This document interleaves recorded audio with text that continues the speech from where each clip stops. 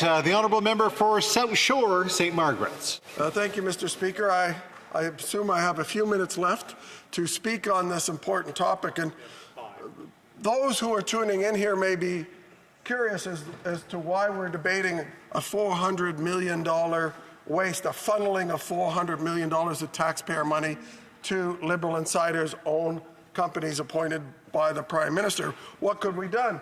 The member from Barrie Innisfil spoke very eloquently about what could have been done with $400 million of taxpayer money to solve food and housing crises. As we know, food bank usage has doubled. We know that the carbon tax is a major contributor to food inflation. We know that the professor of food, Professor Charlebois, spoke this morning in Industry Committee about the impact of these policies on increasing borrowing of folks. It's a terrible thing that we have to be here because this government, this Liberal government, is filibustering and hiding documents from the taxpayer that the majority, three parties of this House, have demanded be turned over. It is parliamentary privilege. It is the ultimate parliamentary privilege to do this. They come up with these lame excuses. They've given up on their charter arguments because we dismissed that when we said, look, it's just like any other business. This business is a business the government owns. When you find potential criminal activity, you turn it over to the police. That is an additional way for police to do this. So their claims of, oh no, we can't do this. I guess if you couldn't do it, why did 9 departments turn over unredacted documents if you couldn't do it? But the hypocrisy is that 19 haven't. The most egregious one is the Department of Industry, who is responsible for the Liberal Green Slush Fund. They have redacted almost every single document they've sent, and they've got many that they have yet to send. What are they hiding? Well, we know what they're hiding. More diversion of taxpayer money, and I'll tell you why. While the Auditor General only sampled a small portion of the transactions, 226 of 420 transactions in that 5-year period, we asked the Auditor General if she would audit all 420. And do you know what the Auditor General wrote back?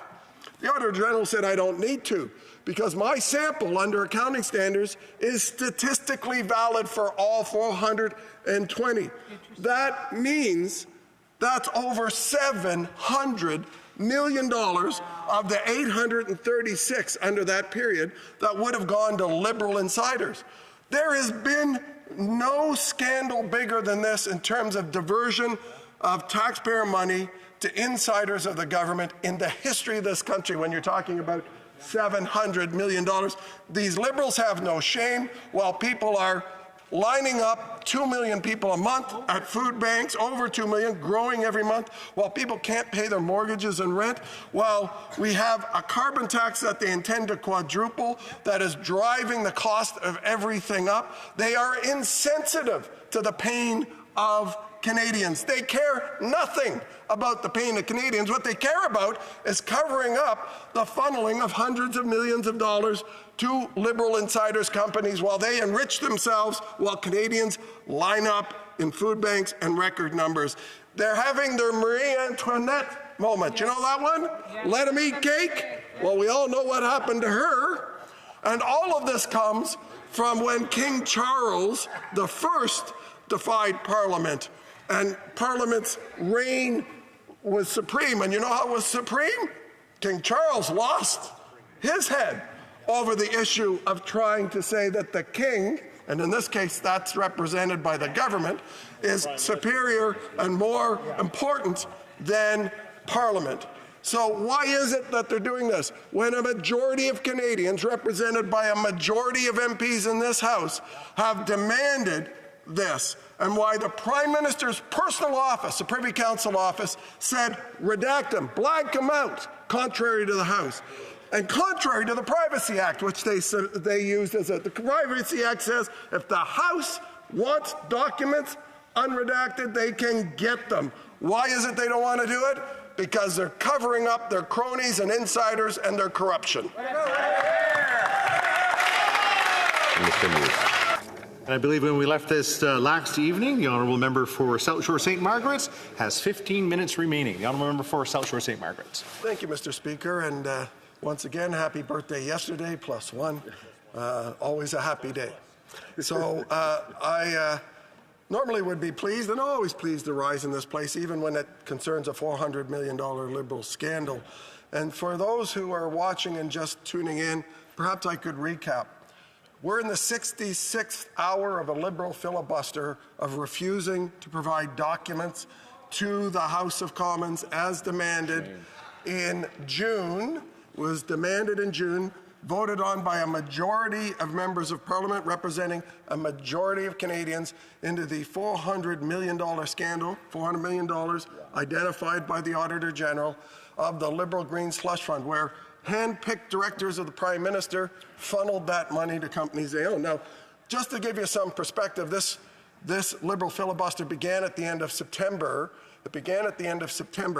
And it is the longest in parliamentary history. The previous one was only 16 hours over yet another Liberal scandal. So this issue has seized the House simply because the Liberals are redacting, as it's called, documents ordered by the House. What's redaction? Redaction means they're censoring them. They're censoring them. The House of Commons ordered the production of documents on this scandal. Over 10,000 pages have been provided. Most of them went through a lot of black ink toner cartridge because there was so much blackout in it. They had to bring in new photocopiers in the PMO. And this was ordered by the PMO, by the Prime Minister's own department, to breach the rules. And the Speaker found what's called a prima facie case of privilege. What that means for those watching is that the ultimate authority above everything else is the House of Commons' ability to order documents be provided by government, to hold them accountable, to hold the Crown, the Cabinet, accountable for their actions. And this Cabinet is defying it. And what could you do with $400 million instead of funneling them to Liberal insider companies, as these Liberals done? And that's, I'll get into it. I'm sure it's not 400 million. I may be mistaken. It may be closer to 700 million, and I'll explain that in a minute. But what you could do in my province with $400 million is build 1,000 homes. 1,000 homes could be built in Nova Scotia with that $400 million. Yet the priority of these Liberals was to funnel it to their own companies so that they could enrich themselves while Canadians line up in record numbers at food banks, while I have people in my riding that have to live in trailers and campers in camping parks because they can't find housing. That 1,000 houses that could be built with that $400 million in Nova Scotia would come in enormously helpful. And let me just tell you how extensive this cover-up is. We had the architect of the Liberal Green Slush Fund, former Liberal Minister Navdeep Bains, in the Industry Committee this week. Now, some of you may remember him. He was the Industry Minister for the Liberals from 2015 to 2021. He appointed directly all these corrupt Liberal insiders, this board, who then funneled money to their companies. So we had him in committee. And we asked him some pretty straightforward and simple questions. Mr. Speaker, if I could, I'll read from the Hansard from that committee meeting this week. And I asked a simple question of former Liberal Minister Navdeep Bains. I asked him where he worked. And here's what he said. As I've indicated, the topic I'm here to speak on is sustainable development. I asked again, where do you work? And he said, well, it's on the public record. And indeed, it is on the public record. While he was Industry Minister, he was responsible. The Prime Minister gave him the mandate to lower cell phone fees. We all know we have the most expensive cell phone costs in the world, according to international studies. And guess who former Liberal Minister Navdeep Bains works for that he was too embarrassed to say, or perhaps maybe Rogers ordered him not to say it because they were too embarrassed to have him mention their name, that he worked there at committee. But he works for Rogers, who is the most expensive cell phone company in the world. And he just kept saying, it's on the public record. So I suspect, being a good Liberal and under the talking points that he always followed from PMO, he was following talking points from Rogers saying, please don't associate ourselves, Rogers, this most expensive cell phone company, with your Liberal corruption scandal that you were in charge of. I asked him, we had testimony. We had testimony from the former chair that he appointed, who he was warned had a conflict, and he said to her and to everyone in SDTC, it's okay, we'll manage the conflict. They managed the conflict, all right. They managed the conflict of that money into their companies. But the minister himself said, that's okay. I said, that appointee, Annette Verschuren, said in committee that she never applied for any job in her life, that Navdeep Bains called her twice to talk her into running and becoming the chair of the board, putting in an application, even though he knew she was conflicted. She said he called him twice. I asked him, did you call her twice? Because that's what she testified. He said, I don't remember. Then I said, okay, the former CEO of the Liberal Green Slush Fund testified before committee that Minister Bains called her and said, vet this candidate, and she said, you cannot have this person as a candidate for chair. We do business with her companies, and that we would have, if you pick her, the first chair in the history, the 20-year history of SDTC that had a conflict. He said, it's okay. Ask her if she wants to do it. He was warned again. They actually, believe it or not, have somebody who worked in the Prime Minister, the Liberal Prime Minister's office, who was doing communications now in a nice patronage job in the Liberal Green Slush Fund. She warned the minister's office that he should not appoint this person because of the conflict. They still ignored it. This was not some mistake, some hands-off, gee, I didn't know what was going on because I'm an incompetent minister who doesn't follow anything in my department. I then asked him, so you didn't remember, Minister, do you remember going to Cabinet to get another $750 million of taxpayer money for the Liberal Green Slush Fund? He said, well, that's in the budget. I said, well, no, things go in the budget have to have the minister's approval. So did it have your approval? I don't remember. Of course, selective memory. A Liberal who doesn't remember giving $750 million. I guess it's just pocket change for Liberals, $750 million of taxpayer money for these Liberals. It's either that, or he was just unwilling to admit that he was part of this scheme. And we've asked in those documents for all the documents from the department that he ran, industry department. Guess who is the department that hasn't complied with all the order? The industry department. Guess who's the department that has the most, well, tied with blacked out censored documents? The industry department. They're only rivaled by the Prime Minister's department, the Privy Council office, who has also refused to give the truth about their documents. So it's an incredible, incredible cover-up that's going on. And the way to solve this, the way to break this Liberal filibuster against giving the documents up is for them to give them up without redactions.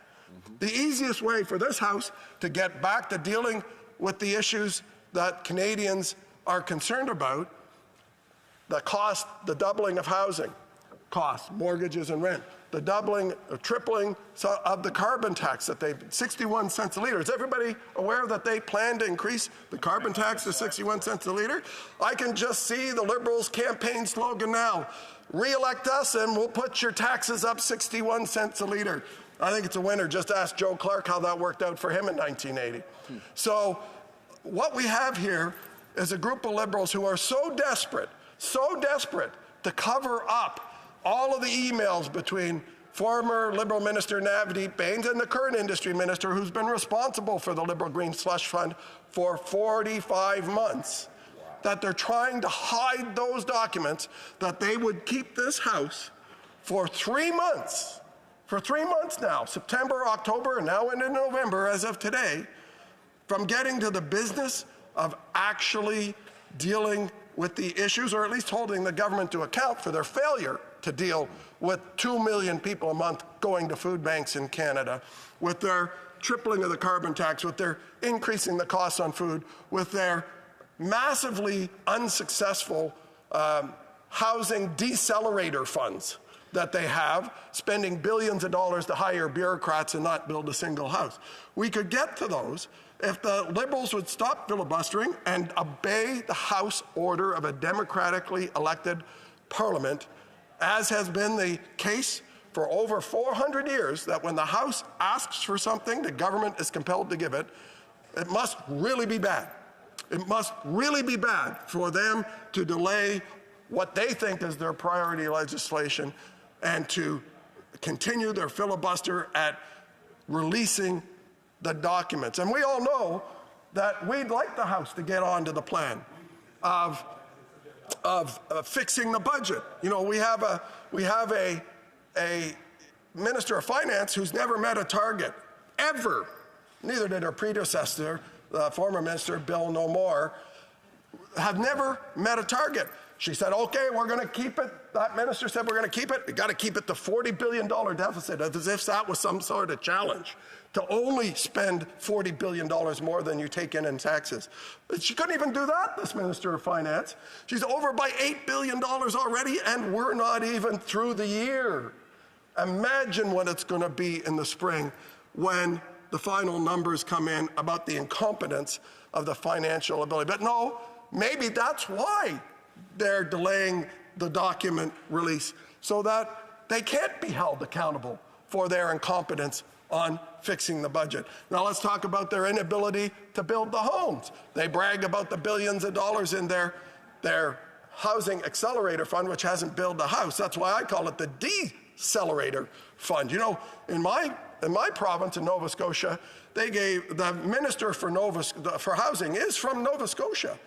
He is from Nova Scotia. You wouldn't know it. Well, maybe you would, because he gave $30 million of housing decelerator money to the city of Halifax.